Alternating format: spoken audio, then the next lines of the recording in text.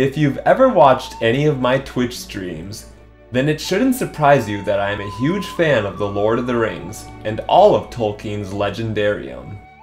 I usually find ways to bring it up during each stream, and I even dedicate some of my streams to try and drunkenly read The Hobbit. There's Bjorn being a true bro, looking out for his brothers, am I right? Regulars of my stream will also know that I am a master of so why not combine two of my loves into one? The following are, in my opinion, the top 5 most cringe moments in the Lord of the Rings movies. These are obviously my choices, and some of you will most likely disagree and say out loud, in fact, you might even enjoy some of these moments and think they're but every time I watch these movies and these scenes show up, I can't help but just find them pretty dumb, and they just make me roll my eyes. And let's be honest, the following scenes probably made Tolkien roll in his grave.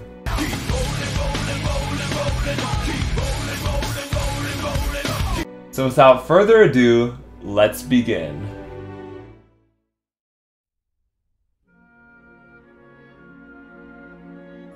During the Return of the King, Aragorn is tasked with recruiting the Oathbreakers, an undead army that can help our heroes turn the tide against Sauron's forces. However, this army will only answer to the King of Gondor, which is precisely why Aragorn must recruit them. The scene actually has some great visuals, and Aragorn's face-off with the King of the Dead is full of tension. However, after it seems like the dead king denies Aragorn's request, the cringe arrives. The mountain they are in starts to crumble, which would be great if it was left like that.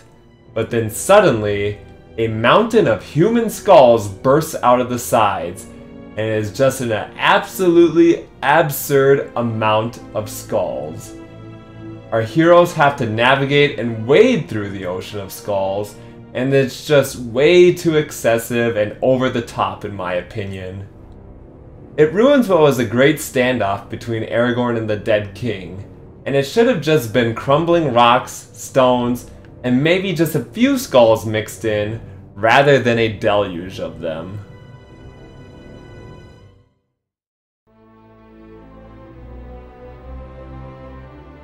The battle for Helm's Deep is one of the greatest action sequences in cinema history. The whole movie builds up towards this climactic battle, and it's filled with many great moments. However, there's one short little sequence that's just too much for me. I'll let it play out here quick.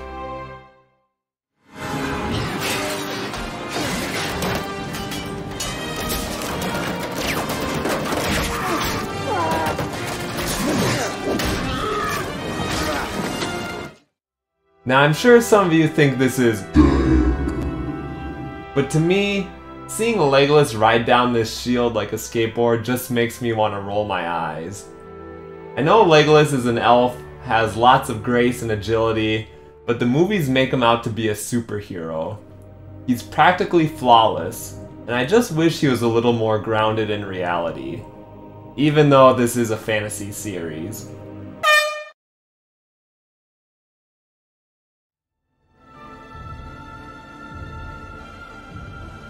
I'm sorry, Legolas fans. I'm going to hate on him once again, but I swear this is for the last time. The battle for Pelennor Fields is even more epic in scope compared to the battle for Helm's Deep. There's a huge cavalry charge, which is countered by a horde of Mumakil arriving to the battle. It's finally concluded by Aragorn and company arriving with the army of the dead to clean house. It felt like Peter Jackson had to top himself with Legolas's craziness in this scene. Forget skateboarding down a shield while killing Uruk-hai. Let's have him do the following.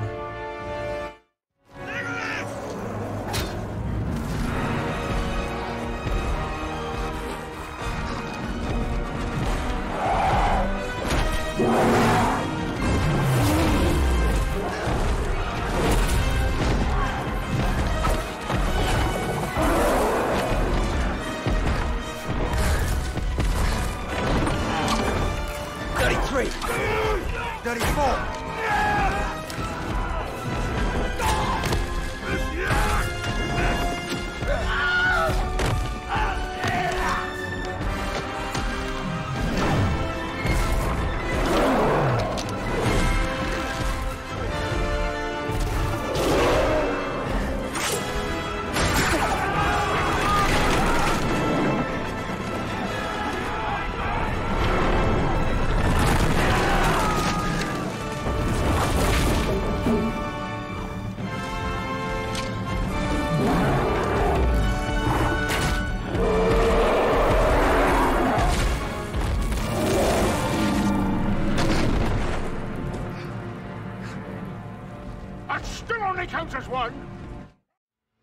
I know that this is another fan favorite moment because it's Legolas's most zany and absurd feat of battle.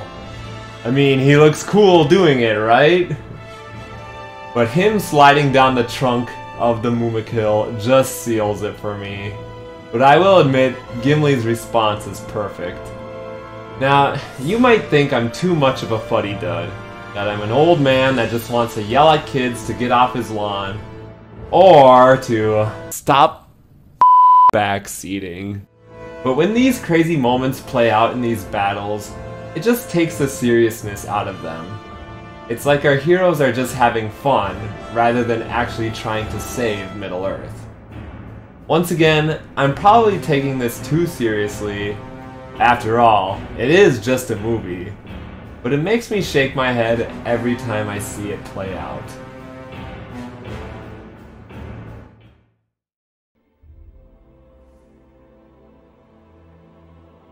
This next moment is actually exclusive to the extended edition of The Return of the King.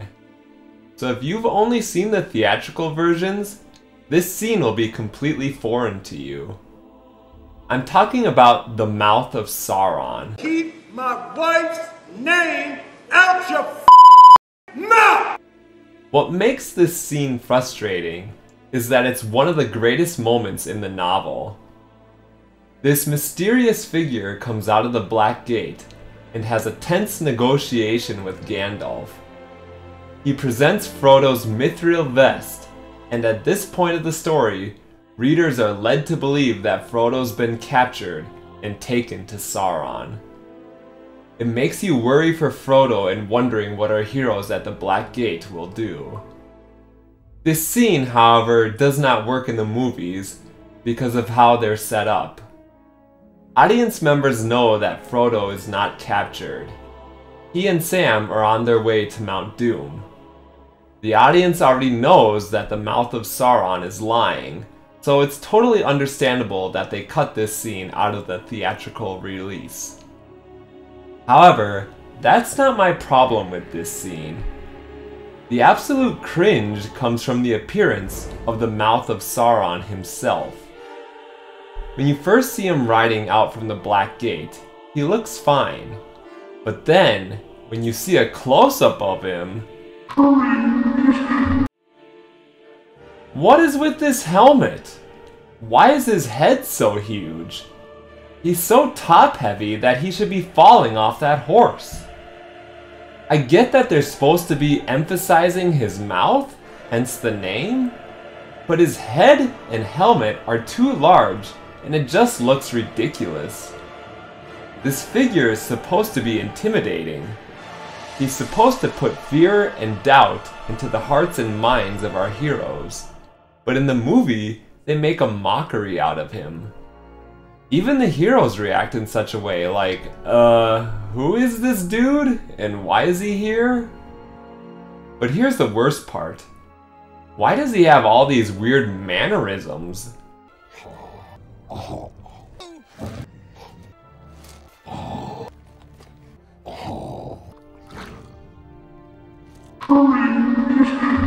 I don't really know what Peter Jackson was going for here, but this scene just takes the seriousness out of the moment. Even Aragorn knows this is terrible and just decides to end it quickly. My brother and I used to jokingly call this guy the Muppet of Sauron rather than the Mouth of Sauron, and that title is still fitting to this day.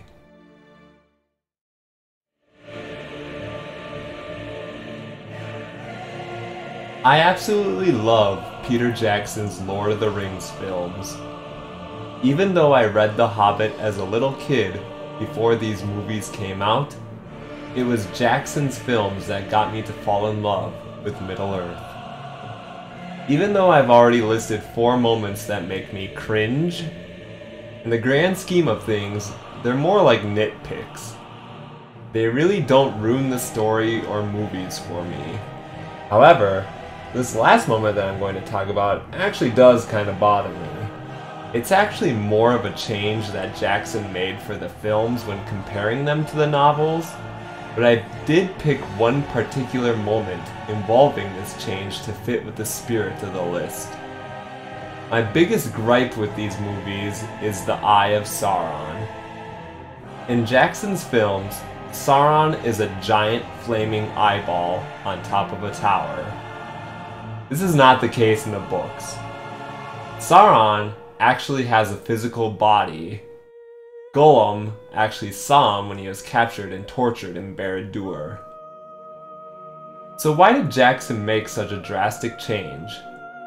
Without getting too into it, I think he wanted a visual to show what Sauron focused on during the battle at the Black Gate. The whole purpose of this battle is that the heroes are trying to distract Sauron so that they can give Frodo and Sam a chance to make it to Mount Doom. The movie conveys this as it shows the Eye of Sauron shifting its gaze towards the Black Gate. Sam even lets us know this.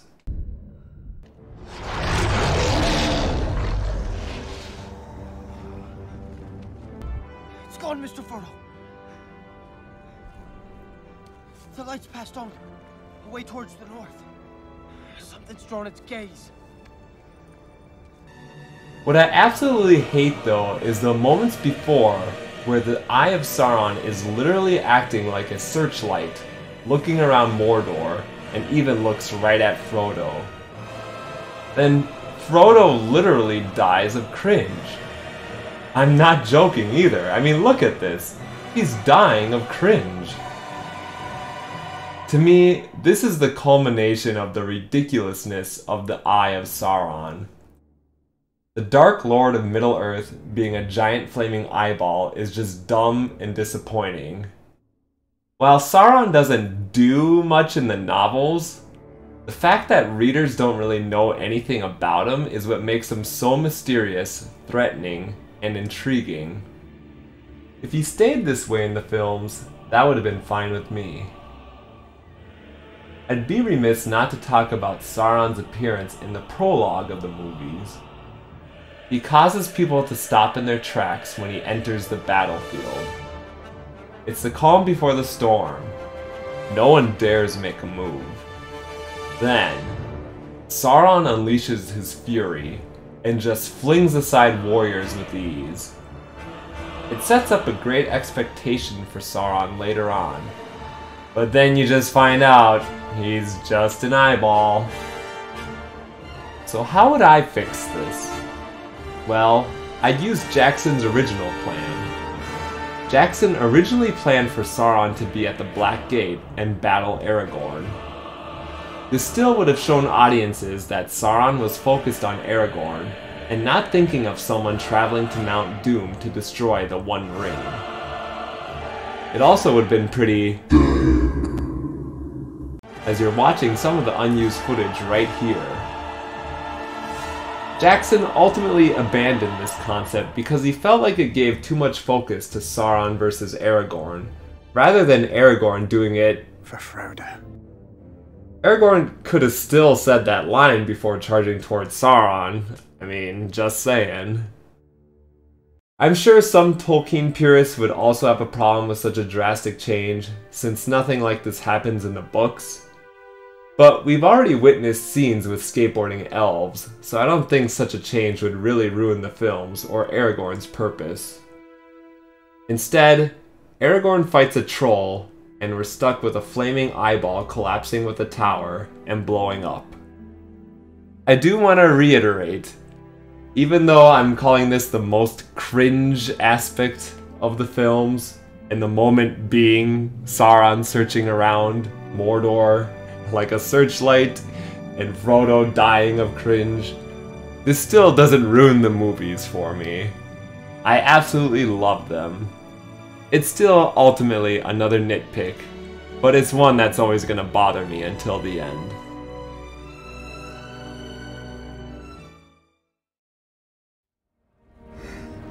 It's done. Yes, Mr. Frodo. It's over now. Hold on! I'm not quite done yet. So, did you agree? Or am I completely wrong? Even though I spent this time pointing out some scenes and moments from these movies that I personally don't care for, the fact of the matter is I could spend hours upon hours talking about the parts and moments that I absolutely do love. So let's go ahead and... I would really prefer if you would be quiet. Alright, fine. Maybe another time. But some final thoughts though. I may have criticized Legolas quite a bit, but I still think he's really dope. He just needs to be nerfed in the next patch. You may have also noticed that the Fellowship of the Ring wasn't mentioned once in this countdown. That's because it is my favorite movie of the three, though The Two Towers is a really close second. I like seeing the whole Fellowship together and like how the story mainly focuses on them, with brief cuts to Saruman here and there. I feel it's also the most grounded, as the second and third films started introducing some of the over-the-top sequences that you saw on my list. Speaking of which, yes, The Return of the King had 4 of the 5 spots. That doesn't mean I hate the movie or anything. I still really love it. It just definitely has the most bombastic and zany moments. Maybe in an effort to try and top the other movies, I don't know, just a guess. You'll most likely disagree with my choices for this list, but I hope we all can agree on one thing. These movies are still something special. And if you don't hold that opinion, well... There is no cursing Elvish, Entish, or the tongues of men for this treachery. Okay, I've blabbered on long enough. If you made it this far, I sincerely thank you for watching. I really appreciate it. I really should get going. Plus, I don't really have permission to be using all these... FBI, open up!